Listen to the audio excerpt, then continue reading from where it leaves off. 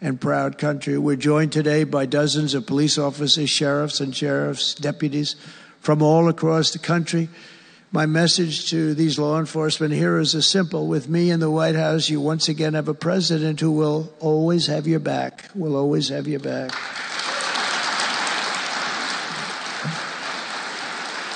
Thank you, folks. Thank you.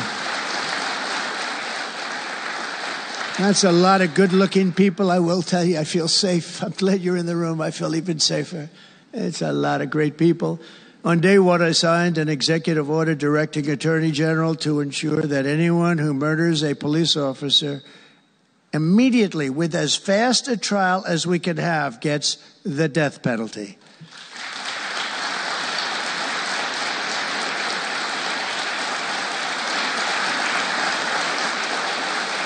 And last month, I fired all the radical left pro-crime U.S. attorneys appointed by Joe Biden. There were so many that were bad. And I know there were some that were probably very good, but there were so many that were so bad and so evil, so corrupt. Instead of having Marxist prosecutors who want to put police officers in handcuffs and go after a police officer rather than a criminal, I appointed patriotic, tough-on-crime warriors who will partner with police to put dangerous offenders behind bars, put them in jail. We're fully reviving 1033 program to provide state and local law enforcement with surplus military equipment, that we have so much of it. I did it in my last administration, and I remember Obama wouldn't do it. He wouldn't do it before me, would not do it, because he thought it made them look too strong, too military. I said, no, that's what I want them to look like. I want them to look strong. And it was protective, defensive equipment. We had billions of dollars. I gave it out, and now I'm going to have a chance to give it out again. They didn't want to do it with Biden, and Biden didn't know why. I didn't, if they would have asked him, he wouldn't have been able to answer the question. He could never answer a question. They said my press conference yesterday was longer than all of Biden's press conferences put together for the last 4 years. And I don't know if that's true, but it was close. And perhaps most importantly, we're securing our border and repelling the invasion of America. We have, you see the numbers have come down. So, and Tom Homan and Christie have been incredible. Christie Noem, secretary, she's done great. And Tom Homan is, I don't know if Tom Homan's here, but wherever he may be, I think he's chasing people out of our country. If he was here, I'd almost be disappointed. What are you doing, Tom? But he's a fantastic guy, and he's a brave guy. Over the past 4 years, other countries emptied out their prisons and jails, mental institutions, and insane asylums, and sent the killers, drug smugglers, and bloodthirsty inmates from the filthiest dungeons of the world straight into the USA. And open border. We had an open border policy. Anybody could come in, no matter what you were, no matter where you came from, no matter what you looked like, no matter what you were doing, no matter what you did, no matter how many people you murdered, you could come right into our country. We have murderers right now walking the streets. We're joined today by Tammy Nobles, whose 20-year-old daughter, Kayla, was attacked in her home 3 years ago, horrifically assaulted and strangled to death by an illegal alien MS-13 monster set loose into our country under the open border Biden regime.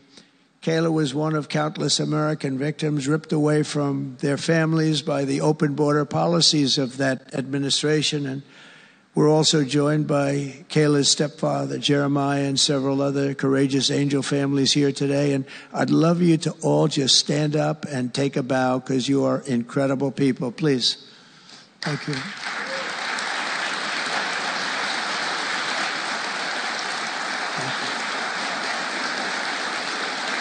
Thank you.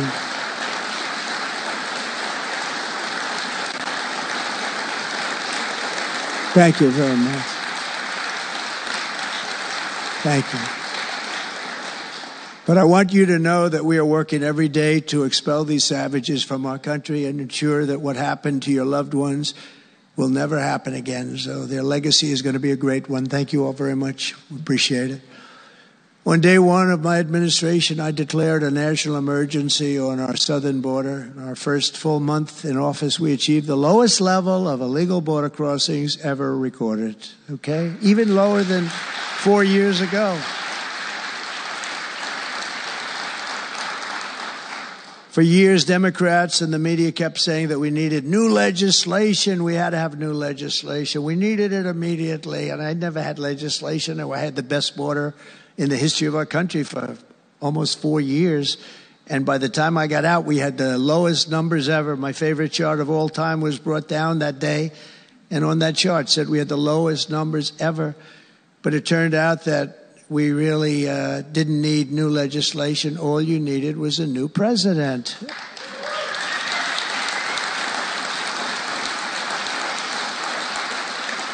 And I said that the other night. That's all you needed was a new president saying, close the borders, because the Border Patrol is unbelievable. ICE is unbelievable. And all of our law enforcement is just incredible. All of you guys are amazing. And the people of our country respect you and they love you. And a lot of times you don't hear that because you have to listen to the fake news back there. But they have great respect for you. So I just want you to know that. And you know, that includes our fire departments too. They don't get spoken about enough. You know, they go into some of the areas I read where they're shooting them off ladders. Can you believe it? They go up to put out a fire, Leo, and they go and they shoot them off a ladder. It's just unbelievable. These firemen and women are incredible. So I want to put them in the same category because they're just incredible. I also like that the fact they voted for me like at 94%. So I have to mention them. I have no choice, right? But the truth is they're phenomenal people. The law enforcement, fire, everybody, they're phenomenal. Basically first responders, because that's what they are. They're first responders. And we're ending the migrant occupation of America. And what we're doing now is we're liberating our cities and our suburbs and our towns. And you see a big difference. I'm getting calls all the time from even leaders of other countries saying, sir, the whole world feels liberated now. It feels like there's a light over America, but there's a light over the whole world. I hear that so much. It's so nice to hear, too. And I feel it. I mean, I feel it. I look at it. I see the polls. I don't know if the polls are right, but they're certainly very good. I'll take them right now. It's amazing what's taken place in such a short period of time. Really 6 weeks, but it's longer than that. It's really November 5th. I think that hopefully will go down. If you do your job, great. It'll go down as the most important day, one of them at least in the history of our country. You know, July 4th was 1776. It was pretty important too. But let's see if we can top it. Can we top it? I don't know. That's a tough one, but we're going to try. But it will be one of the most important days in the history of our country. So I think, and I think everybody in this room wants that to happen. Last month, we officially designated MS-13 and Tren de Aragua. That's the Venezuelan gang, the toughest gang, they say, in the world, and the Mexican drug cartels as foreign terrorist organizations. That's a big deal. Nobody wanted to do that in the past.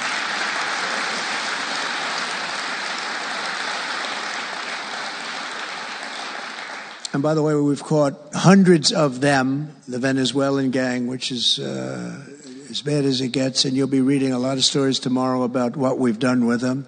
And you'll be very impressed, and you'll feel a lot safer, too, because they are a vicious group. They went into Colorado. They took over areas of Colorado. They sort of were like me. They were in the real estate business, but they didn't go out and get financing. They just took over a building and kept it. And they said to the tenants, get the hell out of here. One man called the police, and they cut off his fingers. And they say, you call again, your other fingers, and you call a third time, and you're dead. These are tough people and bad people, and we're getting them out of our country. And some are so bad we don't want to get them out. We have to put them in jail because we don't want to even take a chance that they can come back. Thanks to our efforts, Mexico recently handed over 29 of the biggest cartel leaders, including the depraved kingpin charged with the 1985 murder of DE agent Kiki Camarena. And that was a big deal, if you know. They've been looking for this person for years, many years, and we got him. This evil killer will be now prosecuted to the fullest extent of the law. And we know that, let's put it this way. I have to be nice. It's a very strong case. We're stopping the criminals pouring across our borders at record levels, and we're also stopping the massive quantities of deadly drugs. In 2023 alone, drug overdoses killed more Americans in 12 months than they did during the entire decade between 1980 and 1990, so 10 times more, but it's much higher than that. More Americans died from fentanyl last year than died in the Korean War, or the Iraq War, or the Afghanistan War, all of them combined. That's why I've placed large tariffs on Mexico, Canada, and China, and they will remain in place until these deadly poisons stop pouring into our country. And I will tell you, as soon as I put on the tariffs on Mexico, Canada, and China, unbelievable results have been seen in the last few weeks. Unbelievable results. They weren't happy about it. You probably read they weren't happy, but they are working like hell to end it. They weren't working very hard before I did that. With us today is a brave mother and advocate, Ann Fundner, who lost her beautiful 15-year-old son, Weston, to fentanyl. And Ann, if you would, I'd like to ask you to come up and say a few words, please. Thank you.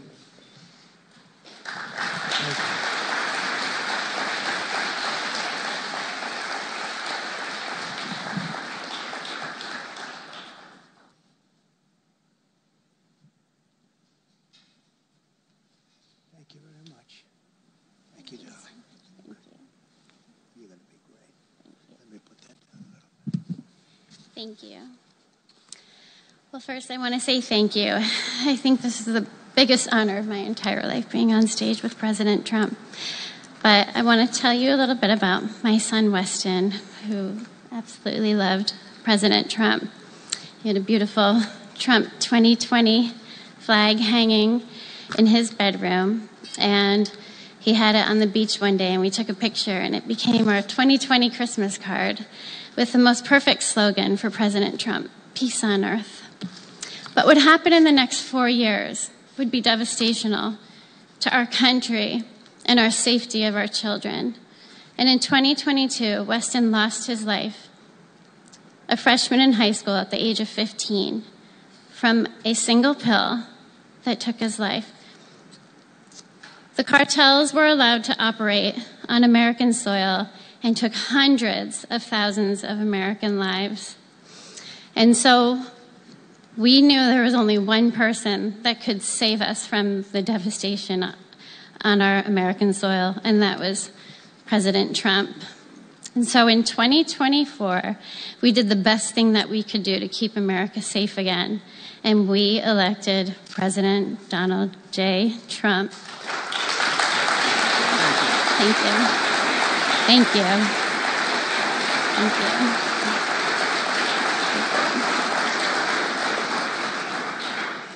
Thank you. And he's done everything that he has promised. We have a 98% decrease in border crossings. And he has labeled the terrorist cartels terrorist organizations. And he has instilled tariffs because there is no price on human life. And so I feel like I can speak for the entire fentanyl fighting community when I say thank you to President Trump, and thank you to Pam Bondi and everyone out here who is fighting this fight. God bless you. God bless you, President Trump. And God bless America. Thanks. He's up watching you. He's up there watching you. And he's so proud of Mom.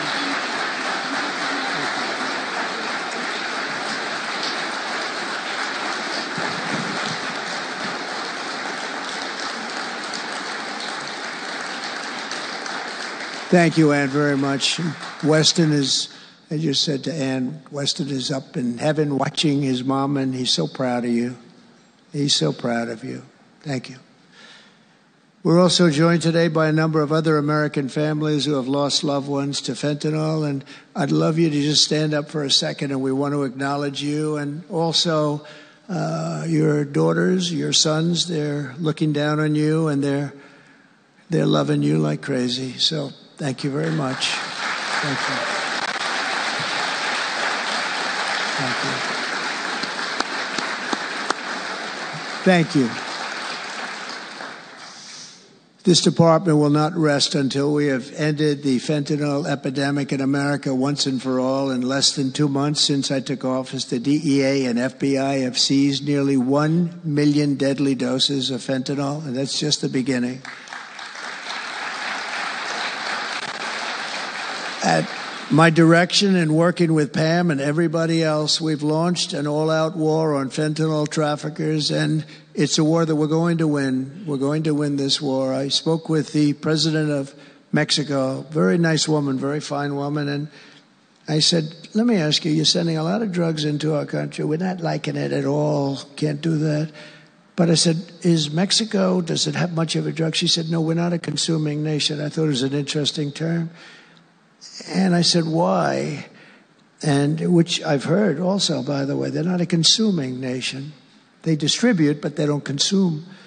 But I said, why are you not a consumer? Well, we're very close with family. I said, so we're very close with family, too. I mean, our families are being devastated, and we're just as close. Why else? She said, well, we spend a lot of money on advertising saying how bad drugs are. They're very rough ads. They show the skin falling off and the teeth falling out and going blind and losing hair and everything that these things do. You look like you just came out of a horrible concentration camp. And she said it was, they're rough ads. And it's not often that I feel I've learned something from a phone call, because I've had a lot of phone calls over my life. But I realized right then and there what a great idea that is. And we have hired, Susie, a great person who did a lot of our campaign work. And we've come up with an advertising campaign that's, I think, really incredible. More than anything else, it's terrible to watch. Terrible to watch. It's the only way it's going to work. And I would be, because we got the numbers down, 18% would have a blue ribbon committee headed by the First Lady of the United States, who everyone loves, and some of her friends. And, you know, they work so hard, but it's a tough deal. They're dealing with very smart and very vicious people. You know, some of those businesses, those cartels are run better than any business in America. They say they're run incredibly, not just here. They all over the world. They're run like a major business, but in many cases better. And I said, we got it 18% down. Well, 18% is incredible. It's like a record. But when you think of it, it's not very much. And the way you get it down, if you want to get it down to close to 100%, is with the death penalty. But I think maybe America is not ready for that.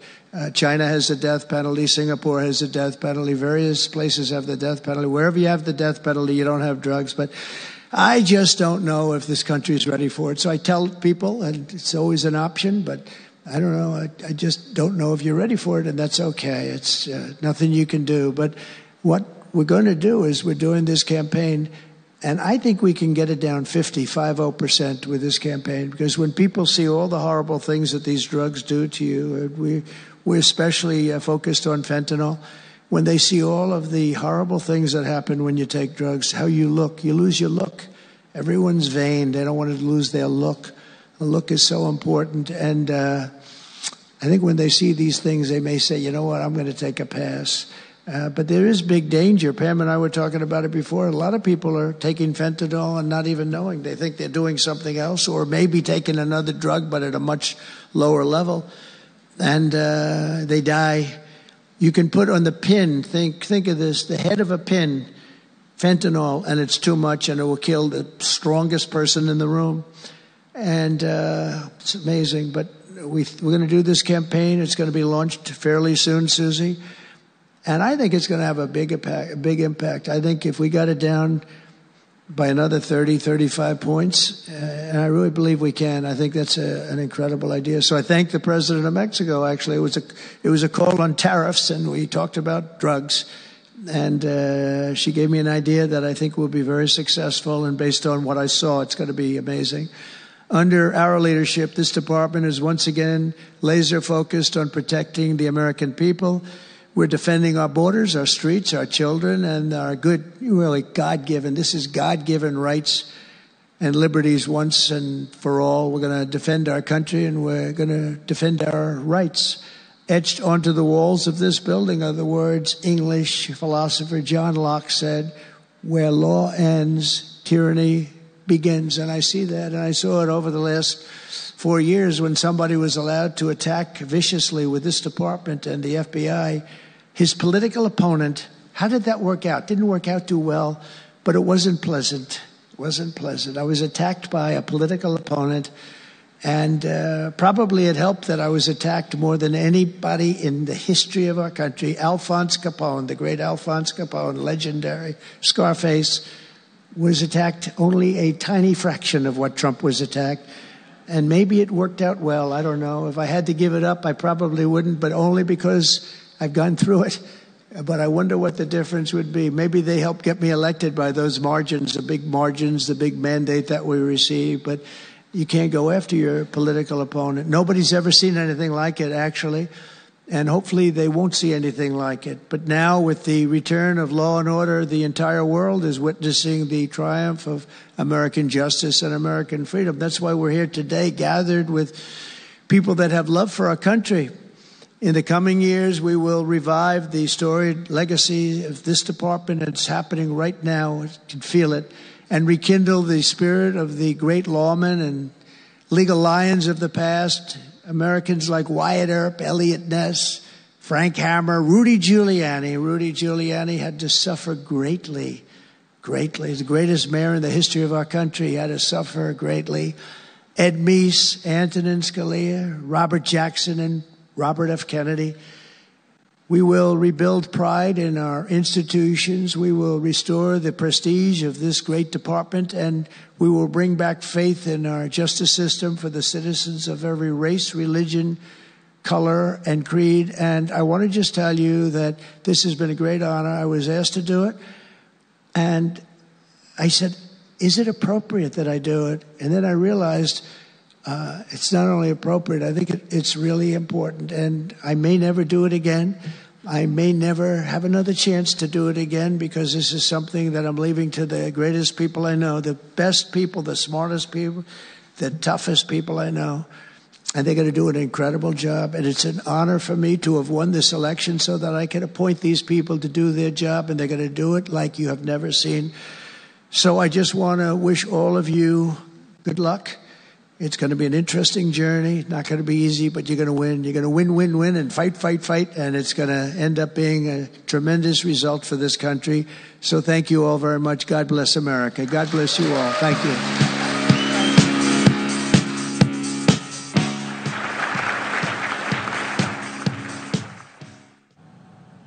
Washington में अमेरिकी सदर Donald Trump की महकमा इंसाफ में news conference जारी थी। सदर Trump की जानिब से कहा गया कि बाइडेन दौर में अमेरिका में जराइम में इजाफा हुआ। अमेरिका को पुरअमन बनाने के लिए जद्दोजहद कर रहा हूं। पुलिस अफसर को कत्ल करने वाले को सजाए मौत देने का सदारती हुक्मनामा जारी कर दिया है। अमेरिकी सदर डोनाल्ड ट्रंप की सियासी मुखालिफिन पर भी तनकीद। कहा कि बाइडेन दौर में ओपन बॉर्डर पॉलिसी के तहत कातिल अमेरिका में दाखिल हुए। न्यूज़ कॉन्फ्रेंस करते हुए ये भी कहा कि बाइडेन दौर में ओपन बॉर्डर पॉलिसी के तहत कातिल अमेरिका में दाखिल हुए, जिससे जराइम में इजाफा भी हुआ। अमेरिका में अब दोबारा लाकानूनियत नहीं होगी। इस वक्त हमारी तारीख का सबसे बेहतरीन महफूज बॉर्डर है। अमेरिकी सदर की जानिब से यह भी कहा गया कि बाइडेन इंतजामिया ने मुजरिमों की बजाय पुलिस एहलकारों को हथकड़ियां लगाई।